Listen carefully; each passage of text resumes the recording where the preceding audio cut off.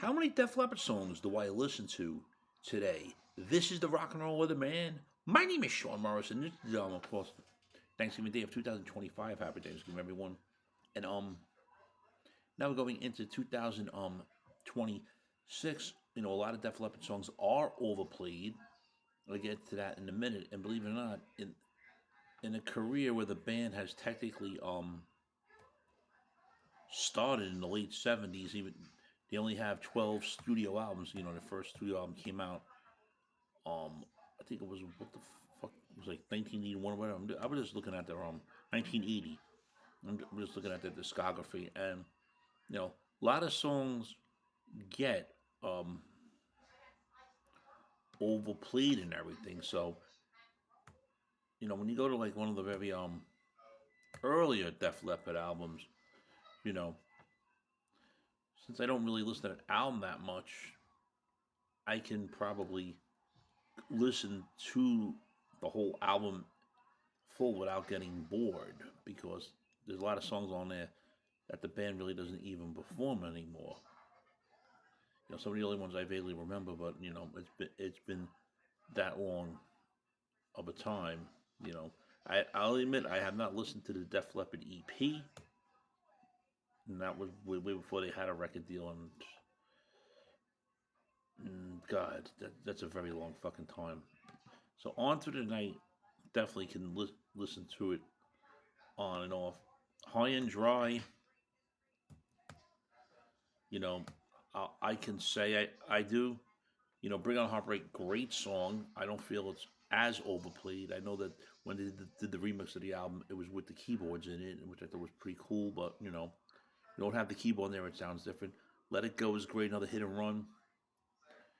Lady Strange, You Got Me Running, On Through the Night, Mirror Mirror, Look Into My Eyes. No, no, no. Let me tell you, I have no problems with the first two Def Leppard albums. Listening to them straight and through. Pyromania, you know, that's when songs started to get overplayed, and I could still listen to this album every once in a while if I'm not doing nothing, if I'm in the mood for it, because it's not like I don't hear Photograph on on the radio every day like I think I do, even though that and Rock of Ages is overplayed. Now getting into the next album, which is Hysteria. Don't ask me to listen to that album from start to finish because every fucking song has been played out ever since they released 7 songs off of it as a single. It's like, come on already, you know. I'm telling you, pour some sugar on me.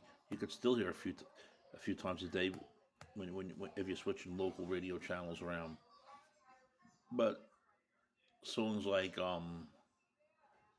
Women and Animal definitely can still listen to every once in a while, and then if I'm in the mood for the song Hysteria, definitely.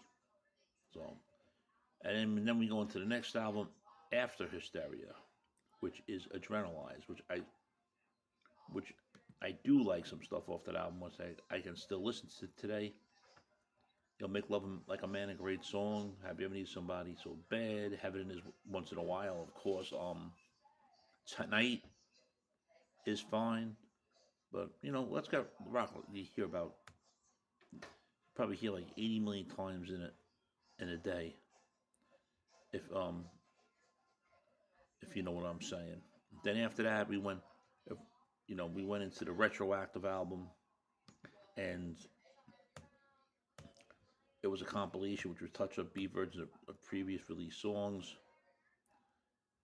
and basically that was used as a treat for diehard fans and closed the door on the Steve Clark era of the band because Steve Clark, as you know, unfortunately passed away around late 1990, I think. Well, and 2 steps behind top 40 hit, of course, and their last top 40 hit to date, "Miss You in a Heartbeat." Haven't heard those in a while. God. Well, if I really want to listen to this once in a while, I could, but not not the best compilation album, but to listen to the B sides, yeah.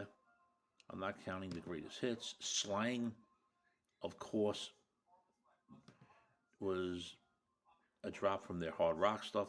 It was considered alternative rock and grunge. Why they freaking changed their style, I really don't. To this day, I do not know why they fucking changed their style or whatever. But the song Slang, I've been able to tolerate lately. I tried to. I used to listen to Blood Runs Cold, which was a good one, and of course, Work It Out was all right. When All I Want Is Everything, but I don't go back to Slang that much either. Euphoria, I can listen to more because I don't feel it's as played out. And of course, my favorite song off that album is the number one hit on rock radio, Promises, which always became a Hot 100 single. Of course, Paper Song was a great song, so was Goodbye. A lot of great songs off of it. I can listen to this album from left to right if I really want to, because it's not really played out. But then we go into Def Leppard X from 2002. I can I can still listen to this once in a while. I know that it was more pop rock, but now I thought it was a great song. Long Long Way to Go, which was written by some guy Wayne Hector and Steve Robeson, and for some reason it did not do anything. It should have been a fucking hit. It peaked at number 40 in UK. They didn't do it in America. And Lionel Richie actually recorded this song. Oh my god! But getting into X, if I really want to listen to this album from start to finish, I could. Not. I'm not going to say it's my favorite album, but Let Me Be the One was an alright. It was also a cool ballad. Then after that, another greatest hits, another one. Then we have the covers album X, and I'll give it to them that no matter what. No, it's called Yeah. I'm sorry, and they had their version of No Matter What on there, which I thought was pretty good. But they would play that song Rock On live, and the song was so fucking annoying. Then from 2008, the song from the Sparkle Lounge. I don't really go back to this album that much, but that song Nine Lives, which features Tim McGraw, is pretty cool. And another underrated one that should have been a hit is the song called Come On, Come On. So if I really want to go back to this album to listen to songs, I could, but honestly don't. Then we go to Mirror Mirror live album. I'm not counting a live album. Then Viva Hysteria. We're going through a lot of shit here. I'm just going through everything. Then we had the 2015 album Def Leppard, which, had a few good songs on there like We Belong and Let's Go. I haven't listened to it in such a long time, if you know what I'm saying. And it did I'm not saying it did great. It was still a top 10 album in the United States, believe it or not, at number 10. And then then it was another live. Then we had another live album. Then they think was there another? Then there's another best of. I'm just trying to get out of these fucking live albums. Oh, then Diamond Star Halos, which is album number 12, which is well, that was a very good album and everything. And if I want to sit down and listen to this again, I probably could. It's been a while, but Kick, Take What You Want, Fire It Up, all great songs. And I'm not complaining about anything off this album. SOS Emergency, Liquid Dust, Unbreakable. You got to give it a listen if you haven't, if you know what I'm saying. Friends, if you're not subscribed to the show, Morrison YouTube channel, please do so. Everyone else has to subscribe. We all thank you very much for the continued love, honor, and support. It's greatly appreciated. But Pour Some Sugar on Me, definitely an outdated song from Def Leppard. Your thoughts, friends, on what Def Leppard songs you still listen to and not listen to. Leave your comments here. Shame, shame, shame.